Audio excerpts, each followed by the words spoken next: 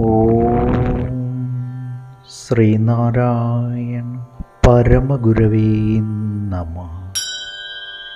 സുപ്രഭാതം.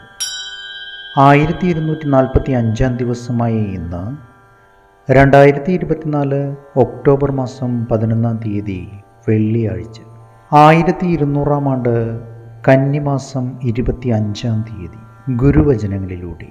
മംഗളസ്വരൂപിയായ ഭഗവാനെ, പ്രാണനോടുകൂടി ജീവഭാവങ്ങളെ ഉളവാക്കി പരമകാരണ രൂപത്തിൽ സ്വയം പ്രകാശിച്ചു കൊണ്ടിരിക്കുന്ന അങ്ങയുടെ മഹത്വം വാക്കുകൾ കൊണ്ട് വിവരിക്കാൻ പറ്റുന്നതല്ല. അങ്ങയുടെ കാരുണ്യം അല്പവും നേടാതെ ഞാൻ ജീവിതം പാഴാക്കി കളയുമോ? ശ്രീനാരായണ ഗുരുദേവൻ സ്വാനുഭവഗീതി.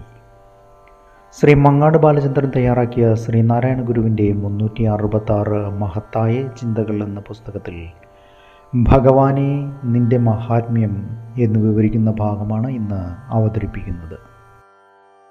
മംഗളസ്വരൂപിയായ ഭഗവാനെ, പ്രാണനോടുകൂടി ജീവഭാവങ്ങളെ ഉളവാക്കി പരമകാരണ രൂപത്തിൽ സ്വയം പ്രകാശിച്ചു കൊണ്ടിരിക്കുന്ന അങ്ങയുടെ മഹത്വം വാക്കുകൾ കൊണ്ട് വിവരിക്കുവാൻ പറ്റുന്നതല്ല.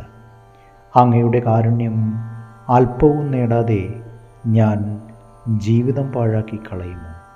ഈ പ്രപഞ്ചത്തിൻ്റെ വെളിച്ചമായും ശബ്ദമായും ഗന്ധമായും രസമായും സ്പർശമായും നിറഞ്ഞു വിലസുന്ന മംഗളസ്വരൂപിയായ ഭഗവാനെ, നിൻ്റെ ഓരോ പരമാണുവും ഓരോ പ്രപഞ്ചങ്ങളാണല്ലോ. ഒരിറ്റു വെയിൽ കൊണ്ടാൽ വിയർത്ത് തളർന്നു പോകുന്നവനാണ് മനുഷ്യൻ. അപ്പോൾ ഈ പ്രപഞ്ചത്തെ ആകെ പ്രകാശിപ്പിച്ച് വെയിൽ കൊണ്ട് മൂടുന്ന സൂര്യൻ്റെ സ്വരൂപം എന്തായിരിക്കുന്നു? അതേപ്പറ്റി ശാസ്ത്രത്തിന് പോലും പൂർണ്ണമായും വിവരിക്കാനാവുന്നില്ല. അങ്ങനെയുള്ള ഈ പ്രത്യക്ഷ സൂര്യനെയും അതുപോലെ പ്രത്യക്ഷമാകാത്ത അനേകം സൂര്യന്മാരെയും പ്രകാശിപ്പിക്കുന്ന ഭഗവാനെ, നിൻ്റെ മാഹാത്മ്യത്തിൻ്റെ ഒരു ചെറുതരിയെ അളന്നറിയുവാൻ ഈ പ്രപഞ്ചത്തിലെ സർവവസ്തുക്കളെയും ചേർത്ത് വച്ചാൽ പോലും സാധിക്കുന്നതല്ല. അങ്ങനെയുള്ള നിൻ്റെ പെരുവെളിയെക്കുറിച്ച് വിസ്തരിക്കുന്നത് സപ്തസാഗരങ്ങളിലെയും ജലത്തെ ഒരിലക്കൊമ്പിൽ കൊണ്ട് അളന്നറിയുവാൻ ശ്രമിക്കുന്നത് പോലെ ആയിരിക്കും. എങ്കിലും ആ പെരുവെളിയുടെ മഹാകാശത്തെ എൻ്റെ ഹൃദയഗുഹയിലിരിക്കുന്ന സൂക്ഷ്മത്തിലും സൂക്ഷ്മമായ അറിവിൻ്റെ ഒരു ചെറുവെളി കൊണ്ട് അറിയുവാൻ ശ്രമിക്കുന്നവനാണ് ഞാൻ. ഭഗവാനെ, നിൻ്റെ കാരുണ്യക്കടലിലെ ഒരു കണമായി ഈ ലോകത്ത് പറ്റിച്ചേർന്നിരിക്കുവാനാണ് എൻ്റെ മോഹം.